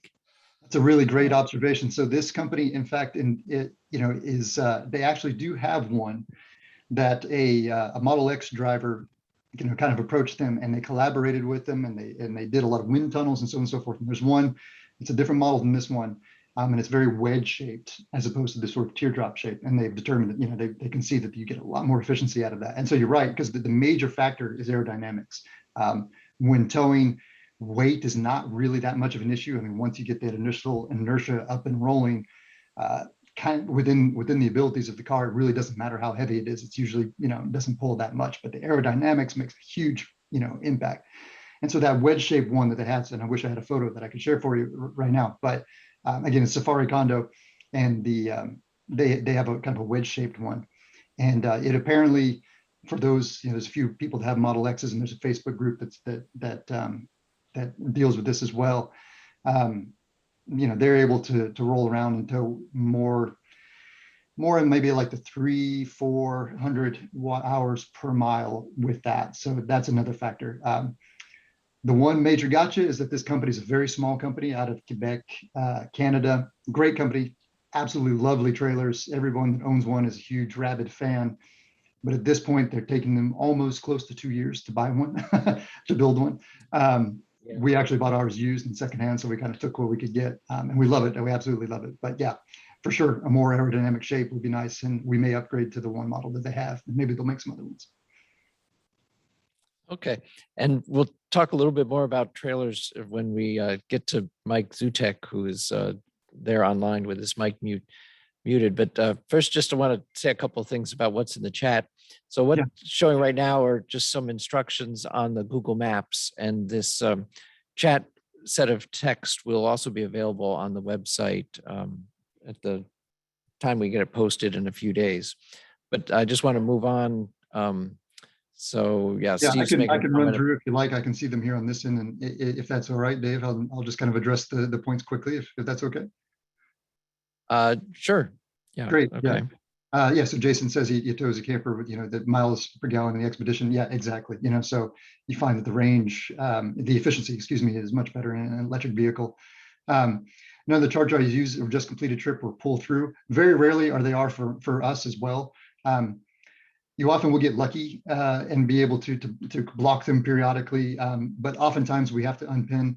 For us, that's become a very efficient process because we're used to it. It's the devil that you get accustomed to. We can unpin in less than a minute. So it's not a huge deal breaker, but we're always really happy if we can pull through, or if it's just goes down and there's nobody there and we can kind of block a couple of chargers. We have done a couple of times, blocked some chargers, and then when folks showed up, we moved and unpinned and then replugged. So it's definitely viable. But yeah, need more pull chargers for sure. Trailer 50 amp service. No, this trailer is relatively small, so it's only 30 amp service. And so when we're at a camping site, oftentimes you'll get those that'll have both 50 and 30. So we'll do 50 for the Tesla, 30 for the camper. That's perfect, works great. There's been some times when we have just 50 amp service. And so yeah, I have a Y that I plug up to the NEMA 1450 connector.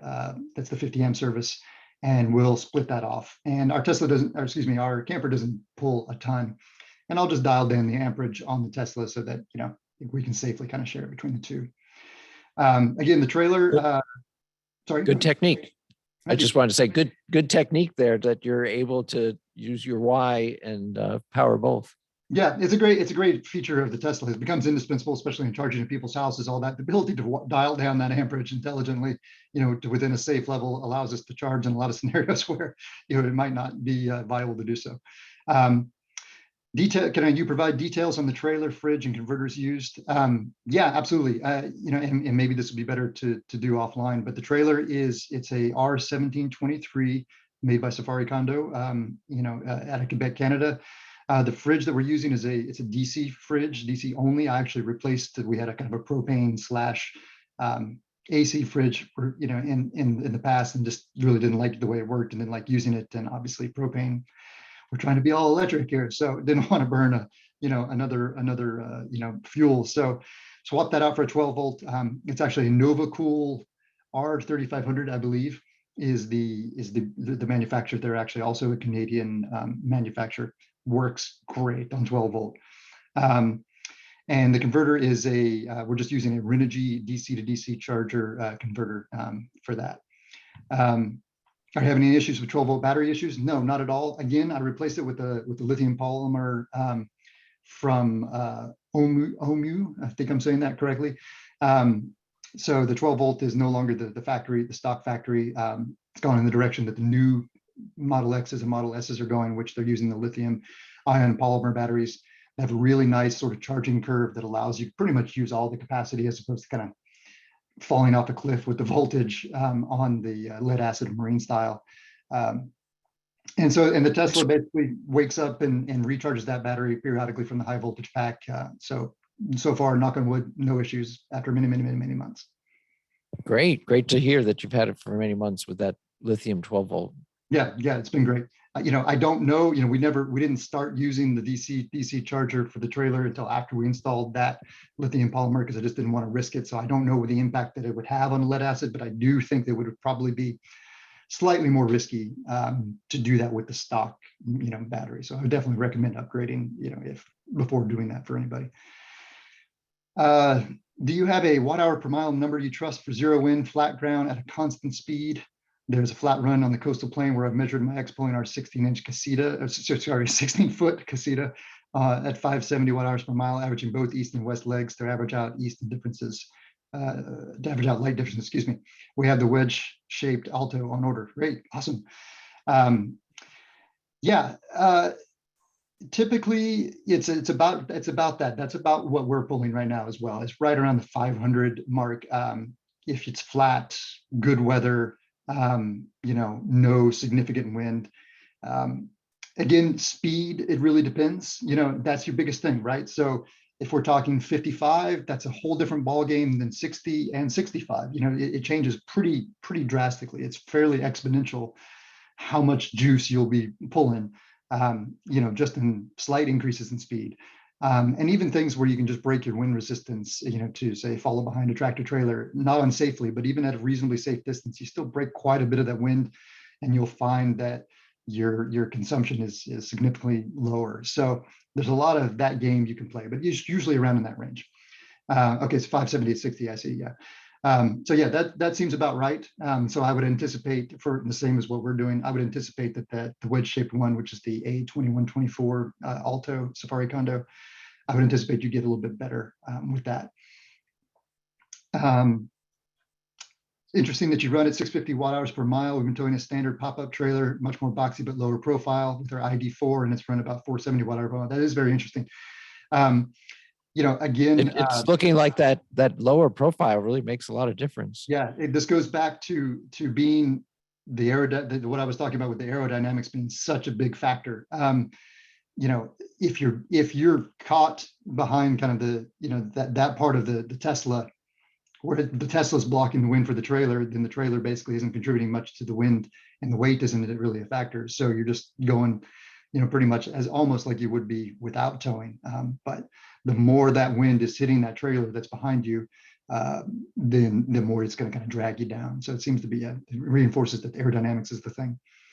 I have a Y splitter that takes a 50 amp to 30 amp, 120 volt and 30 amp, 240 volts, so no amperage dial down needed.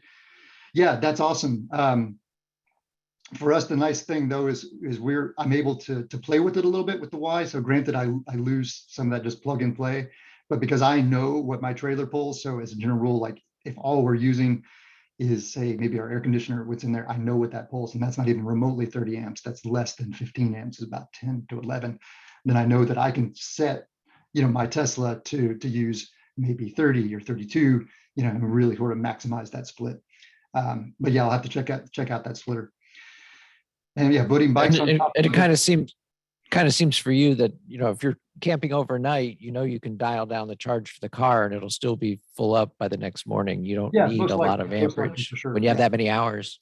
Exactly. And that's the great thing about camping. And my wife, I comment on this to my wife, regularly. I look around at everybody else at the campground with their traditional, gas powered cars. And, I joke that one thing that they don't get that we get is we get our fuel for free as part of the campground price. So, spending $30 a night, then you're saving $10 for the fill up. So, it's quite a great deal.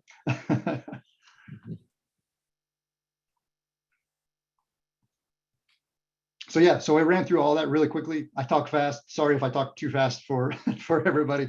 Well, I see there's a link to a place where you can get adapters and splitters. I've never heard of parkworld.us. Are you familiar with that, Paul? I think I actually own an adapter of theirs from Parkworld, not that particular Y splitter that they create, but there is so much stuff. I mean, for us, we started this in 2020, and we've just done so much time on the road since then.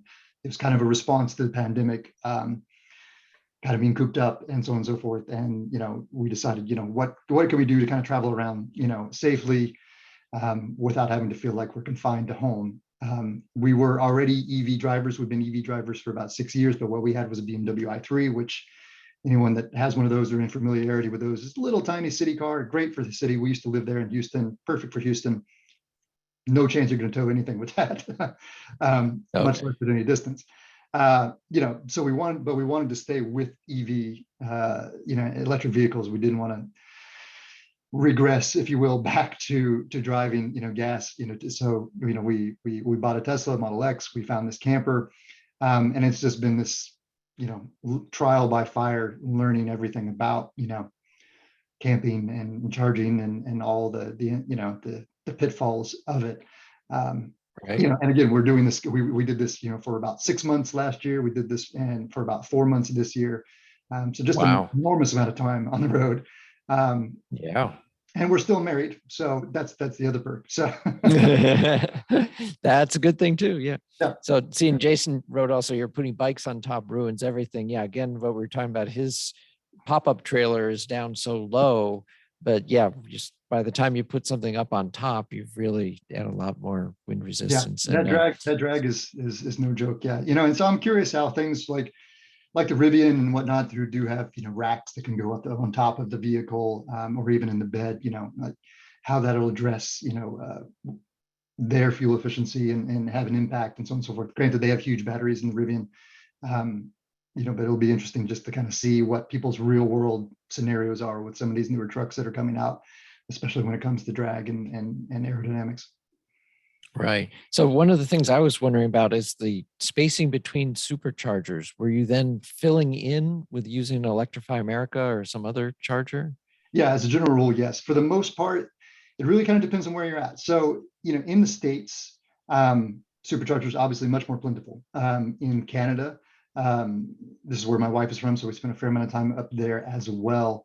Not as much. They're much more closer to population centers and so on and so forth. So as soon as you get out into more beautiful rural parts of well, either one, but especially Canada, you can pretty much forget about having to get a Tesla supercharger. So heavily leaning on the other networks that are available. There's a lot of very specific Canadian ones. There is Electrify Canada in Canada, and there's also a couple other. There's Circuit Electric, a couple others that I forget right now off the top of my head. Most of those are either CHAdeMO or CCS, and so obviously the charge isn't as fast, but we have to use those. In the States, Eastern Coast, generally speaking, for the most part, no issues getting between superchargers, even with our limited range, up until we get to like the Alabama, Louisiana, area. Then we can have to back a little bit. There's kind of a big hole there in Alabama and Louisiana, a hole that anybody who's not towing with a Tesla probably wouldn't notice because the superchargers are definitely there, but they're just a little sparser there.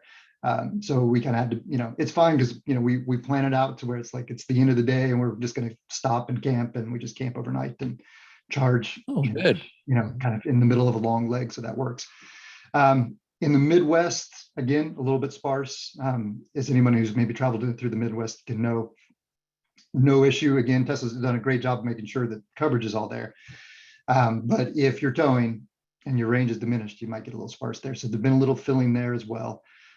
West Coast, there's lots, but again, very much like the East Coast, but it's really kind of in those middle areas that it becomes a bit of an issue, or in the really rural areas. If we're visiting friends and family that are out in the boondocks where it's pretty, in Colorado, let's say, or what have you, we're usually having to charge at some charger that I don't even recognize the network, and, trying to use my credit card and make it work.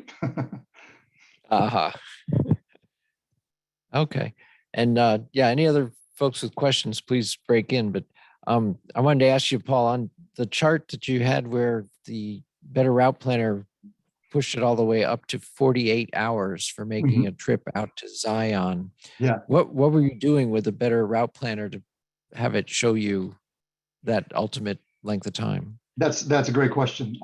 So obviously we've input, as you can in a Better Route Planner, our Tesla, its specs, but we've also signed into our Tesla account. So it's able to read and pull, our historical usage and so on and so forth. So it has a pretty good idea of battery degradation, what our average consumption is, so on and so forth. On top of that, I've padded in, added additional weight. So it knows that we are towing something. It knows roughly what it weighs. And so, a Better Route Planner is basically doing some math for us there to calculate that in. And I think, if memory serves, I've forgotten now, but I may have made some adjustments to just and dialed what I believe is more accurately our watt hour consumption, just to try to get a slightly more realistic expectation of what the route will be. Usually no problem. I'm usually doing better than a better route planner expects me to do in terms of my efficiency by the next time I've got. So, if it expects me to reach my charger at 20, usually I'm at 25, let's say. Where a better route planner falls down a little bit for us, and it's probably more a factor of our Tesla than it is for a better route planner, is in the charge times. It tends to be overly optimistic about how quick we can charge. And so we end up spending quite a bit more time charging, and that tends to pad out that time. So that 48 hours might become more like 50 something. Okay. Well, yeah, folks have commented before, they much rather prefer a tool like a better route planner to be more conservative as opposed to being too optimistic. But then you've seen both sides of that coin, it sounds like, but your car, which, Right. better route planner has a lot of data on your car, but doesn't quite know it like you do as a person. Yeah, exactly. And, we do turn on the, in the Tesla, there's an energy panel, that you can kind of watch, and there's a nice graph. And and if you turn that on, we find that that's pretty close to accurate. And it really represents pretty well what your moment to moment, what your range will ultimately be. The only caveats being if you've done some heavy acceleration and you're going really uphill, but that you're going to have a nice regen and downhill on the other side, that kind of thing. Obviously you can't trust that entirely, but you give it some time to level out, it goes pretty well. But for us, yeah, it's mostly we target conservatively about 1 mile per percent of battery. And that's very conservative, but we've always gotten there. The only time Jason Rapp says, yeah, we still need to calibrate the charge curve to your vehicle to really dial in charge times. Yeah, exactly. I think that would be really cool if we could figure that out. The only time we only had 2 really major snafus when traveling. One, we were in Utica, New York, and that's just kind of a crazy place, by the way. Lots of toll stations everywhere, and it's just miserable to drive through there, in my opinion. But anyhow, we missed our exit. Just we're talking and missed the navigation. And the next exit was like a good 20 something miles. Now, granted, we're towing. And so there's really just no way that we would have been able to tow and get it there, get to the next exit, turn back around and get back to our exit where the supercharger was. So we had to unpin on the side of the highway and leave the trailer there, get there a little bit on fumes with just the Tesla, charge, and then come back and get the trailer. Well, I had to do that once, but yeah, that was pretty nerve-wracking. So watch your exits. Pay attention to your navigation. I have sort of a hypothetical question that just involves trailers. As far as the weight gain, power density, and all that, if someone came up with a trailer with a floor-mounted battery, how much extra convenience would that add to your trips? And in terms of would using it the as weight, in terms of using it as a source of energy for the Tesla, or as just what you're running for the trailer? yeah, backfeed into the Tesla, Right. Well, not a great deal, mostly just because, to charge the Tesla, you basically have 2 options, right? So you've got, or 3 really, but so you have your level 1 charging, which is taking AC, at 110 volts, and it's very slow, or you have level 2, which again is taking AC, and it's fairly slow. And so you're burning way more than you're consuming. And then you have DC to DC charging, which is basically what we're doing at a supercharger, which is great.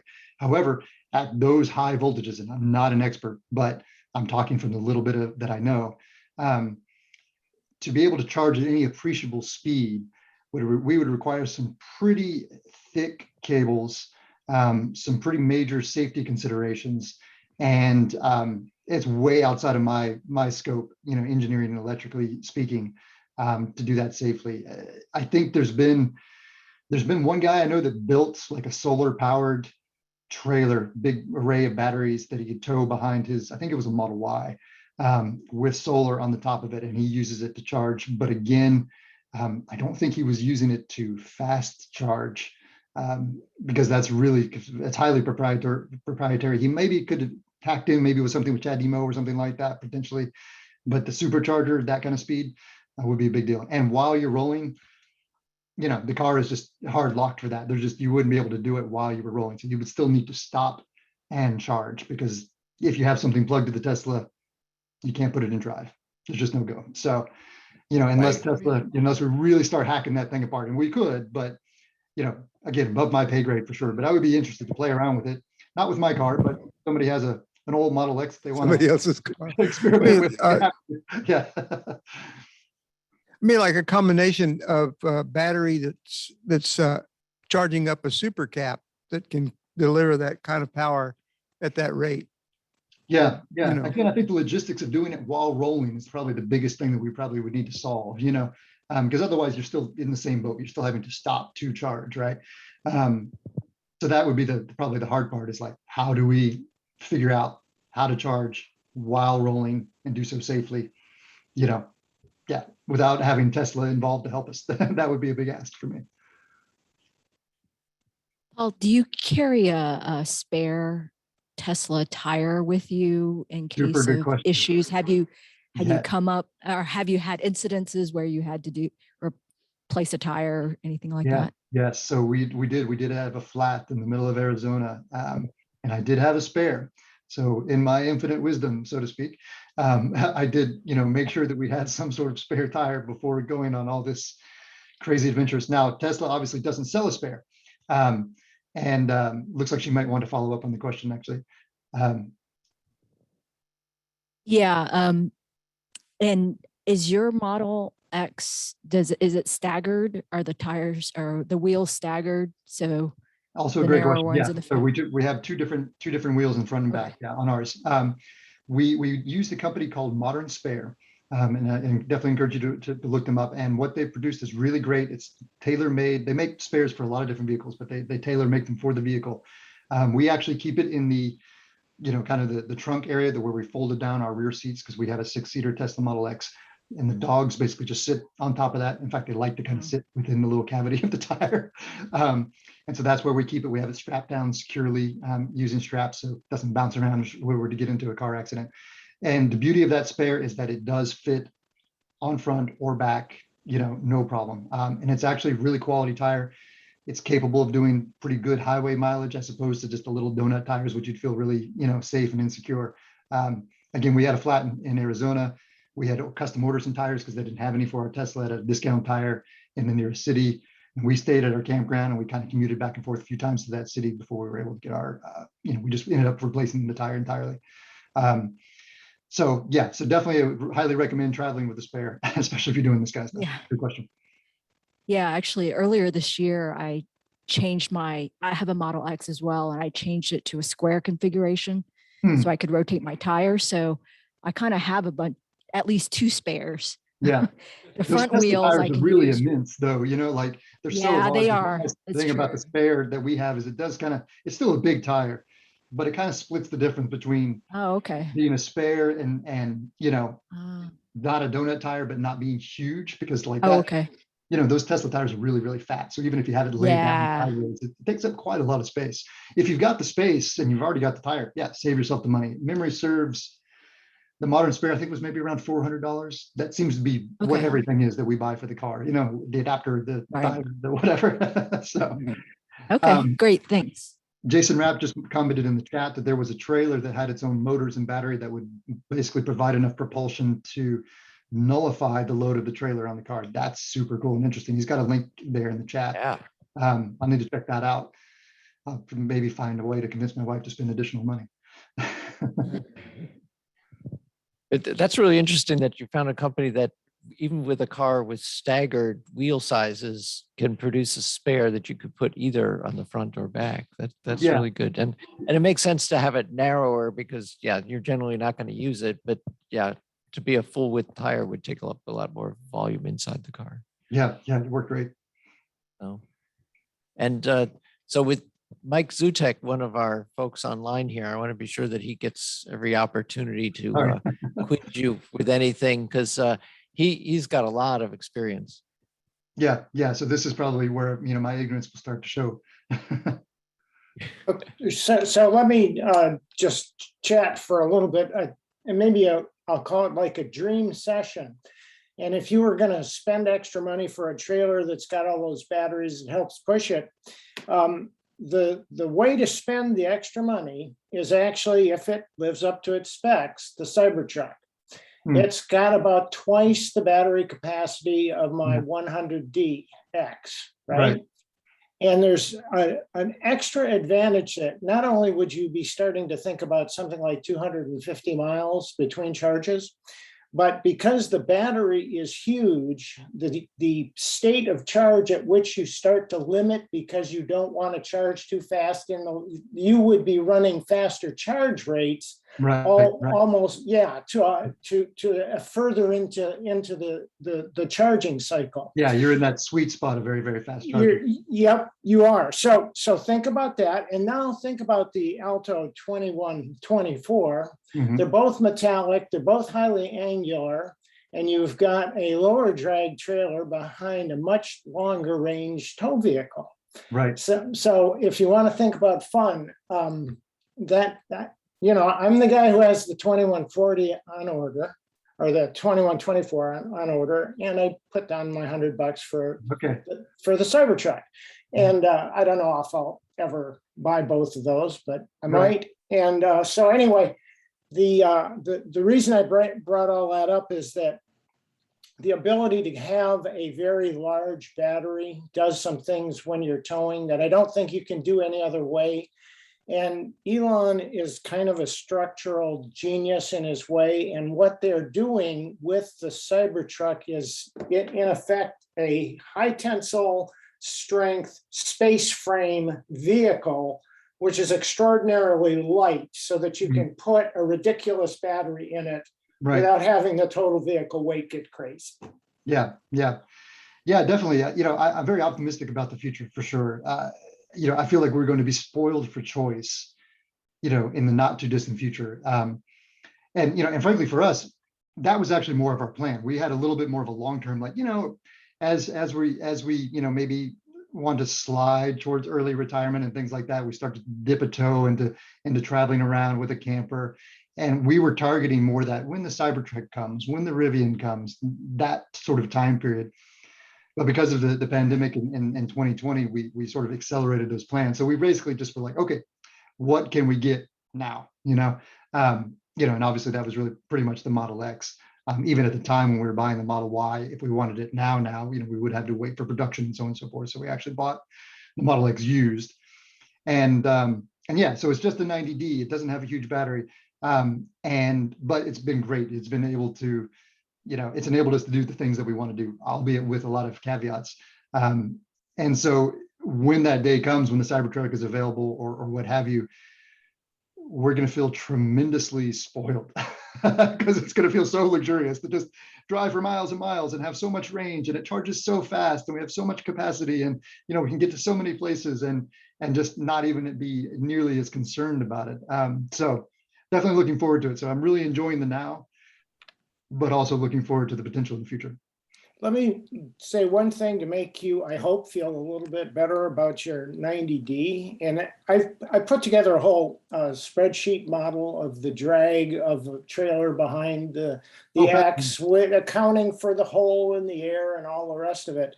And one of the things that really does matter, and you mentioned it yourself, is that if you've got a trailer that can live in the hole, it really doesn't take nearly as much air resistance to overcome to pull that trailer. Right. My nephew has a Y, and we have a 5x10 utility trailer that I use for hauling things. It takes, because it's smaller frontal area, higher CD, it's about the same as the Casita. Okay. And I warned him when he was going to tow it with the Y that because the car was slipperier, the delta in drag due to the trailer would be bigger for him than it was for me. And it was true. Right. So because it was just flying over the Y basically and just smacking the trailer and getting it all in the trailer. It doesn't leave a big hole. So feel good about your X.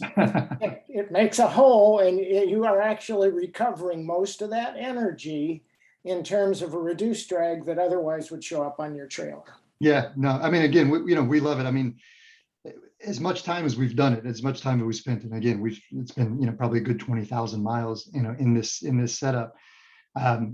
it's very familiar to us at this point. So, initially there was a lot of nervousness, and it's like, oh crap, are we going to make it to where we're going to go? And, man, I wish we had more range. Oh boy, a lot of stress. And now it's just second nature. We don't even give it a second thought. We're just like, what's the next stop? What's the next stop? Thank you very much. A better route planner. And we just go, and there's very little that we pay much attention to. And I mean, I keep an eye on my range, and I keep an eye on my, my percentage, of course, but it's old hat at this point. And so it's a great car, very comfortable. We were thinking about the why, but even like with the dogs, and we put them in the back, and they stay kind of have a nice little spot back there, and we still have plenty of other car space that we bleed out into, because it kind of becomes our pantry as well, and so on and so forth. It's a great car, and we absolutely love it. And I think we probably would be less satisfied with the why for the reasons you said, but also it's just a smaller vehicle that can do, hold less stuff for us. So yeah, we're super happy and super grateful for the X. Yeah. Interestingly, that was part of our calculus on the ID4 versus the Y, because the ID4 is a little more boxy. So like you said, bigger hole in the Airstream for the trailer to sit behind. I didn't realize that the ID4 could tow. That's really awesome. I've seen just one in the wild, and the guy wasn't really super friendly, so I didn't get to look at his ID4 because he was in the truck. But yeah, it was super interesting. I'm super excited about what Volkswagen is doing in general. Definitely looking forward to the kind of the new bus when it comes out. I mean, that might being the thing that we use and camp in instead of towing. Just remains to be seen kind of what all the specs end up being. But how do you like the ID4? That's an idea. Yeah. Jason, how do you like the ID4 as far as towing and whatnot goes? It's pretty great. Well, we don't see as much of a hit, like I said in the chat earlier. Yeah. On the range comparatively, I think ours is closer to 2/3 range instead of half range. Right. Is what we end up with. In your experience, do you have, I don't know how far you've been towing it, but I know that Electrify America obviously has fewer, stations in their network overall than Tesla does. Is there any anxiety there when towing? Not really. The next one? They're spaced about the same on the interstates. It's just there's some interstates we can't hit where Tesla would allow us to. Right. But on the ones that they do have coverage, it's fine. Right. The biggest trip we've done so far is over to Austin with it and back, which, it's not a huge trip. But yeah, it's been pretty good. Same complaint about no pull through stalls. And one bonus prize that we found after we got it, Volkswagen will let you use adaptive cruise control in the travel assist with the trailer hooked up, where Autopilot gets disabled. It will or it won't? I'm sorry. It will, yeah. So it lets you do the auto steer and the adaptive cruise and everything. It's pretty awesome. That's one, gotcha. That, I mean, I get it, it has no idea kind of what's behind you, and maybe for safety, it's not the smartest thing, but yeah, for just basic lane, maintenance, it should. And I really hope Tesla changes that at some point. I mean, the adaptive cruise control still works. That part is great. And that's indispensable, but yeah, even just to do a little bit of auto steering. They better, because I think both Ford and Chevy were advertising that their electric trucks are going to have Super Cruise and whatever Blues Cruise or whatever. Right. Yeah. Ford's... From what I read, the Ford Blues Cruise has a lot to be desired from what some early experience. People have got to play around with it, so they have time to improve it, of course.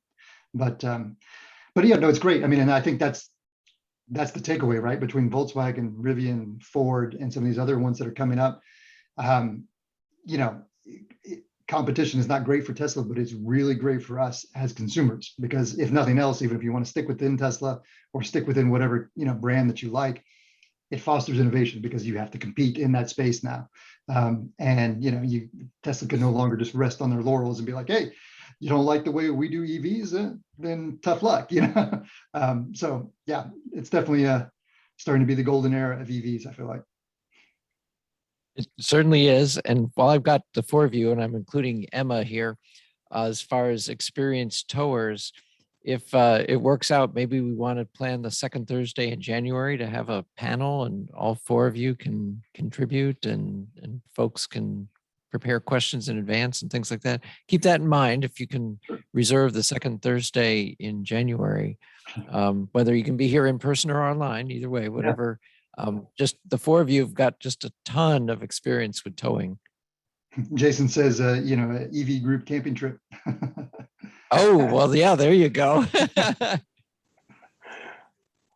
Yeah. like Emma has a question. If I'm interpreting the hand signals. Yeah, just. Good. I was just saying, well, the last time I towed something substantial was for the fully charged event, which was February 2020. No, Yep. 2020. Yeah, that's 2020, right. before, Yeah. So the next fully charged, I guess, is supposed to be next year, right? Or they scheduled it? I They haven't pushed heard. off 21. Yeah. Right. But anyway, I was thinking, hey, that could be a group camping opportunity there. Yeah, Yeah, there yeah. we go. sure. Get Well, I everybody mean, for us, together. it's easy because if they do it again in Austin, I mean, where we're at is just north of San Antonio. We're like 45 minutes from Austin. So we won't even have to charge twice, you know? Yeah. Very good. All right. Well, our time is up, but I just wanted to make that statement about getting folks together, maybe second Thursday in January. If there's something sooner or after, those are good ideas too. Yeah. But Dave, you have yeah, my this is contact information, and I don't know if everybody had a chance to see it on the slide, but it's going to be in the PowerPoint as well. So anyone and everyone, feel free to to reach out and get together, collaborate, and keep me in the loop, all that kind of good stuff. absolutely. Yeah, the exchange of information is what we're all about. Yes, sir. Yeah. So, all right. So again, we're meeting here on the holiday. So thanks to all service members who've helped defend our country. I appreciate that. It just happened to be the timing that we fell on November 11th today. And so we will, as I said, plan on the December second Thursday being Clayburns for our annual social. Get as many folks together as possible for that in person. And so if there's no other comments, then we'll just wrap it up for today. This has been great. I really love all the interaction. Okay. Thank you for having me. Thanks. Bye, everyone.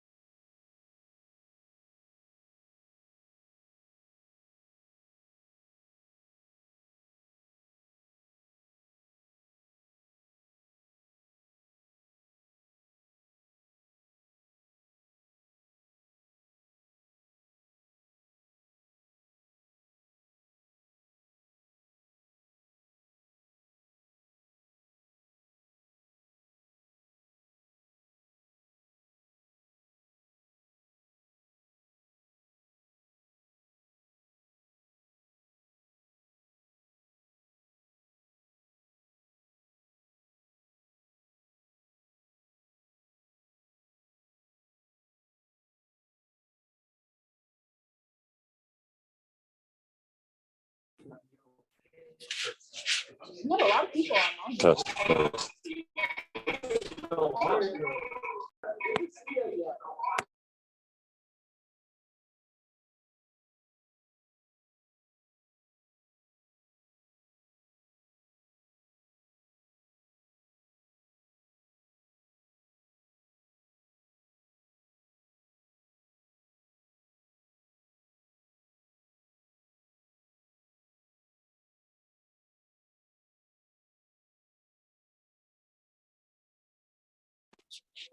And I'm asking a question. Hello, test 1, 2, 3. 1, 2, 3. So Is it changing the screen? Yeah. I'm gonna. This is the problem. I want to share my screen with you.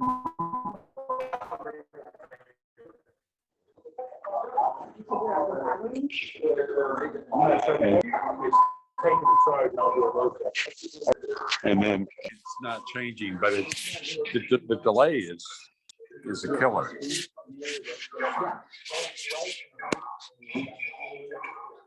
Well, I don't see anything to write on that.